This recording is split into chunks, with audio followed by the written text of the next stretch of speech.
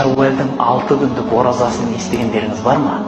Пайғамбарымыз сол ораза туралы айтады. Ораза айы Рамазан тәмам болған соң кімде-кім Шәуәл айынан 6 күн Алланың ризалығы деп ораза тұтса, 1 жыл бойы тоқтамай ораза тұтқанның сауабын алады. Неге? Ғалымдарымыз қарапайым математикамен түсіндіреді. 1 жылда 360 күн бар ма? Сіздің 30 күн оразаңыз бар, 6 күн Шәуәліңіз бар, 36 болды. Алла Тағала айтады, мен сауапты 10 есе жазам дейді. 36-ны 10-ға көбейтсеңіз 360 болады.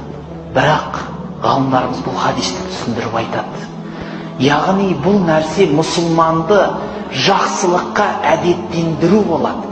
Егер кімде-кім Рамазан айынан кейін 6 күн оразаны тұтып болғаннан кейін жақсылықта тұрақсыз болса, о кісінің тұтқан оразасы да, істеген ғибадаты да жалған болыпты дейді.